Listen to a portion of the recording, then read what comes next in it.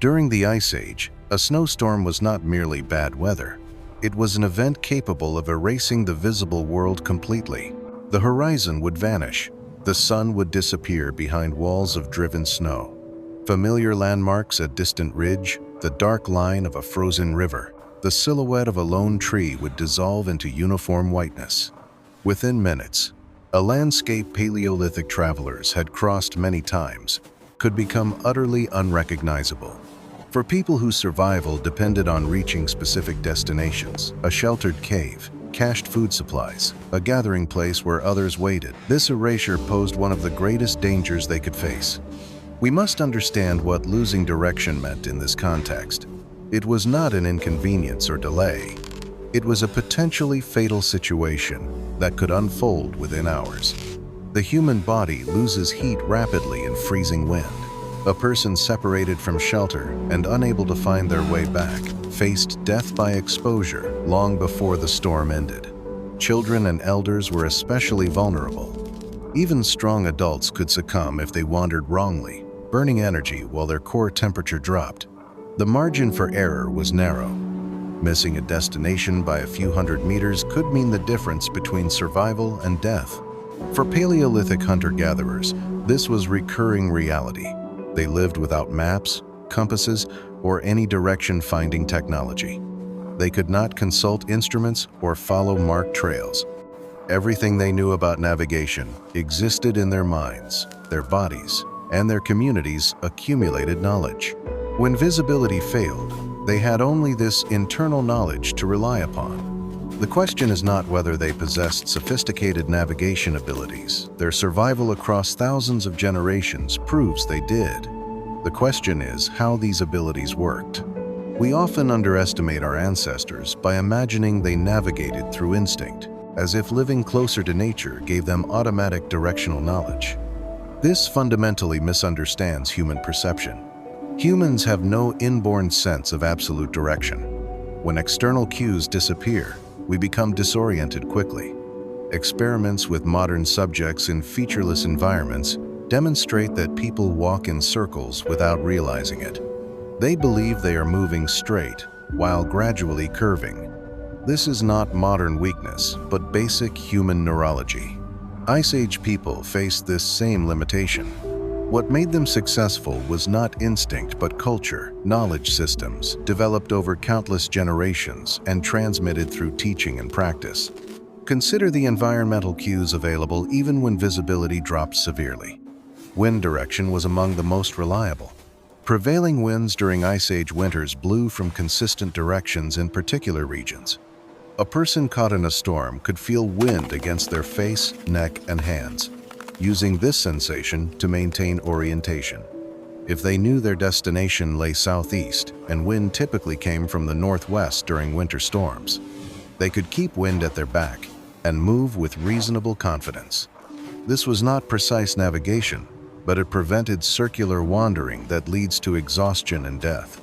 The archaeological record tells us little directly about wind-based navigation, but ethnographic studies of Inuit and other Arctic peoples document extensive use of wind direction for orientation in low visibility conditions. These peoples developed in environments similar to Ice Age, Europe, and Asia. We can reasonably infer that Paleolithic populations facing comparable challenges developed comparable techniques. Snow itself provided navigational information for those trained to read it. Wind-driven snow forms characteristic ground patterns. Sastrugi wave-like ridges developing on exposed snow surfaces align with prevailing wind direction. Even when unable to see the horizon, a person could feel these ridges beneath their feet and maintain a heading. Snow texture varied in ways indicating terrain features. Deeper snow in depressions, wind-swept hardpack on exposed ridges, softer accumulation in sheltered areas. Someone walking across frequently traversed land would recognize these variations without seeing the landscape itself. Terrain reading through physical sensation was fundamental. Slope angle felt through legs and feet told travelers whether they were ascending or descending. Ground resistance beneath snow, rock versus soil versus ice, provided additional information. Temperature changes indicated transitions between open and sheltered ground. Valleys hold colder air than slopes, and forests block wind while retaining warmer temperatures. These sensory cues accumulated into spatial awareness, functioning even when vision failed entirely. Ice Age people did not rely on any single technique. Dangerous navigation required integrating multiple partial information sources. Each cue was uncertain alone. Wind could shift. Snow patterns could be disrupted by local terrain. Temperature gradients could be subtle. But together, these inputs formed a working picture of location and direction. A skilled navigator processed this information largely below conscious awareness, moving with a sense of rightness, built through thousands of prior experiences.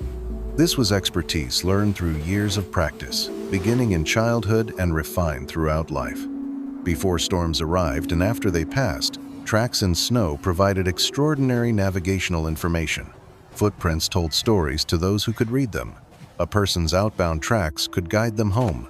Companions' tracks could be followed if the group separated. Even partially filled tracks retained useful information. Snow accumulation patterns, how much, from which direction indicated when tracks were made and how conditions had changed. This tracking knowledge extended to animal prints. Movements of reindeer, mammoth, wolves, and other creatures left patterns that experienced hunters could interpret remarkably. These tracks aided hunting and provided orientation. Animals followed consistent routes between water sources, grazing areas, and shelter. A hunter recognizing a reindeer herd's trail might know exactly where it led without seeing the destination. The landscape was written in tracks for those trained to read them. Archaeological evidence strongly supports sophisticated tracking abilities among Paleolithic peoples. Organized hunting of large game visible in the archaeological record would have been impossible without precise tracking skills. Kill sites far from base camps indicate hunters could pursue prey across considerable distances and find their way back. This was purposeful movement through known territory. Physical markers supplemented natural cues.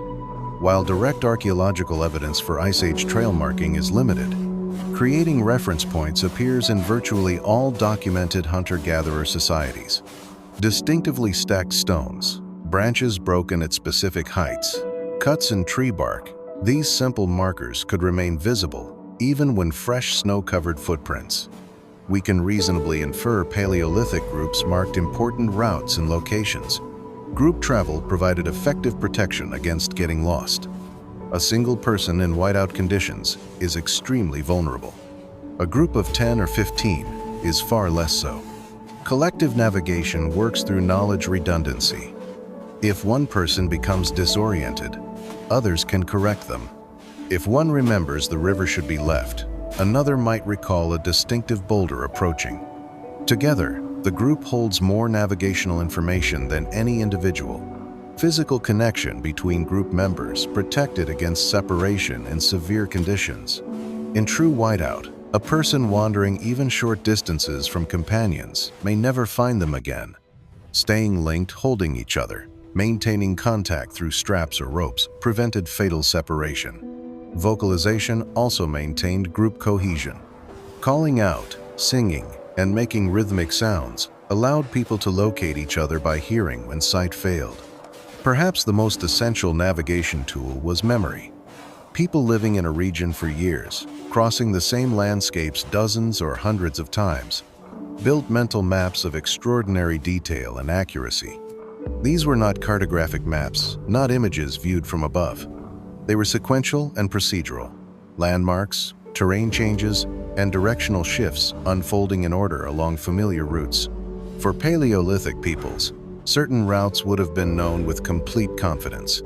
The path from winter camp to the river crossing, where ice remained solid. The way to hunting grounds, where reindeer gathered in spring. These were detailed procedural memories. Turn where the ridge drops away. Follow the stream until it bends east. Look for the outcrop marking the valley descent. Such memory required active cultivation. Every journey reinforced the mental map. Route and landmark discussions kept information alive between travels. Ethnographic evidence from traditional navigation cultures shows people talked constantly about places, directions, and paths. They quizzed each other. They told stories with prominent geographical details. This was essential survival knowledge maintenance, not idle conversation. Navigation knowledge transmission across generations was critical. Children born into Ice Age bands began absorbing this information almost from birth. Young children traveled with adults, observing decision-making. They heard stories encoding route information. By adolescence, they took more active navigation roles. By adulthood, they carried decades of accumulated knowledge. Elders and experienced travelers held practical importance precisely because of navigational knowledge. They remembered routes younger members had never traveled. They recalled worse winters than the current generation had seen, knowing which strategies worked. Their accumulated experience was an irreplaceable survival resource. When storms struck during travel, Paleolithic people faced difficult decisions about continuing movement or sheltering in place. Archaeological and ethnographic evidence suggests Ice Age peoples were skilled at rapid shelter construction. Snow provides insulation when shaped properly. A trench dug into a drift, covered with branches or hides, created space where body heat accumulated rather than dissipated into wind. The goal was survival, not comfort. Psychological pressure of whiteout navigation must have been considerable. Inability to see, disorienting environmental sameness, knowledge that wrong decisions could mean death. These factors stressed even experienced travelers. Group dynamics likely played important roles. Others sharing the navigation burden reduced psychological load on individuals. Archaeological evidence for Ice Age navigation is necessarily indirect. We cannot excavate mental maps or recover ancient wind direction conversations. What we see is evidence of successful long-distance movement. Ice Age sites contain materials transported hundreds of kilometers flint from distant quarries, obsidian from volcanic sources many days away. These materials prove people moved across enormous landscapes, maintaining connections between greatly separated groups. This required reliable navigation. Ethnographic comparisons provide additional insight.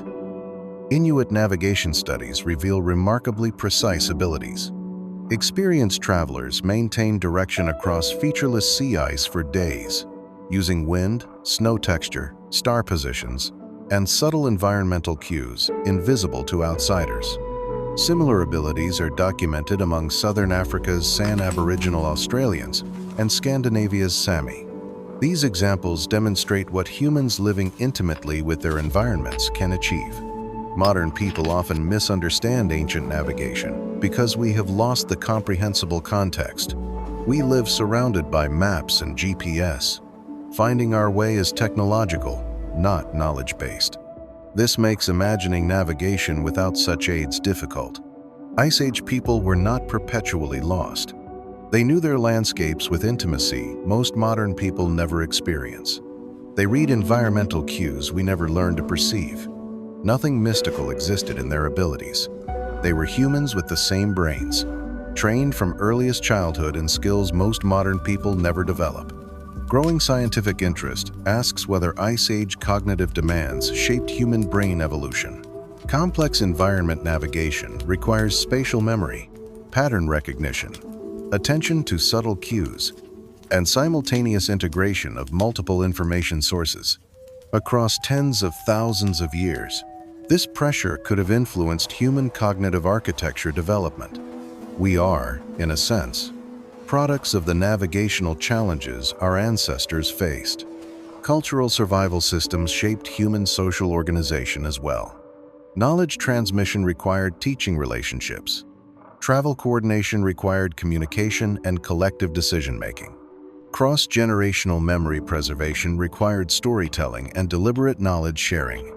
Navigation was not separate from human life, but woven into the basic fabric of how people lived together. When we consider how Ice Age people avoided losing their way in snowstorms, we ask how humans adapted to one of the most demanding environments our species ever inhabited. The answer involved wind reading and snow reading, tracking and terrain memory, group coordination and elder knowledge, physical markers and mental maps. It involved patience and judgment, knowing when to move and when to shelter. It involved countless generations' accumulated wisdom. This knowledge was never written. It existed only in living minds, transmitted through practice and conversation, refreshed with each generation. What remains is evidence they succeeded. They crossed frozen continents. They colonized new territories.